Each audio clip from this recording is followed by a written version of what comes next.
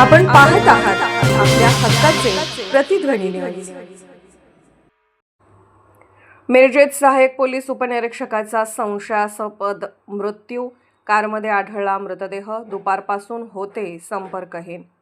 मिरज येथे कार्यरत असलेले सहाय्यक पोलीस उपनिरीक्षक बाळू मुसा डांगे वय 53, मूळ राहणार आरळा, तालुका शिराळा, सध्या राहणार सांगली यांचा संशयास्पद मृत्यू झाल्याची घटना शुक्रवारी उघडकीस आली आहे। त्यांचा मृतदेह मिरज पंढरपूर रस्त्यावरील ताणंग फाटा परिसरात त्यांच्या कारमध्ये आढळून आला। त्यांच्या मृत्यूचे नेमके कारण रात्री उशिरापर्यंत स्पष्ट झाले नव्हते। बाळू डांगे हे मिरज वाहतूक शाखेत सहाय्यक पोलीस उपनिरीक्षक म्हणून कार्यरत होते। सध्या त्यांची प्रतिनियुक्ती मिरज उपविभागीय पोलीस अधिकारी कार्यालयात होती। शुक्रवारी दुपारी सुमारे 1 वाजल्यापासून ते संपर्काबाहेर गेले होते। कुटुंबीय व सहकाऱ्यांनी वारंवार फोन करूनही त्यांचा मोबाईल नॉट रिचेबल लागत असल्याने चिंता वाढली। यामुळे कुटुंबियांनी त्यांच्या मोबाईलचे लोकेशन शोधले असता ताणंग फाटा परिसरात सिग्नल मिळाला।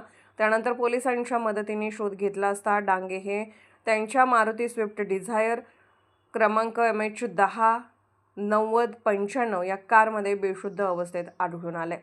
त्यांना तातडीने मिरज शासकीय रुग्णालयात दाखल करण्यात आले, मात्र अधिकाऱ्यांनी तपासणी करून उपचारापूर्वीच त्यांना मृत झाल्याचे घोषित केले।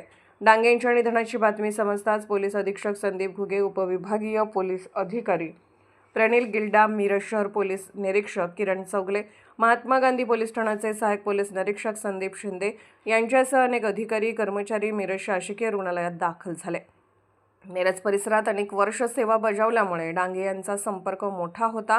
त्यांच्या पश्चात पत्नी, 1 मुलगा, 2 मुली असा परिवार आहे। त्यांच्या मृत्यूचे कारण शोधण्यासाठी पुढील तपास सुरू असून शहरात या घटनेबाबत विविध चर्चांना उधाण आलं आहे।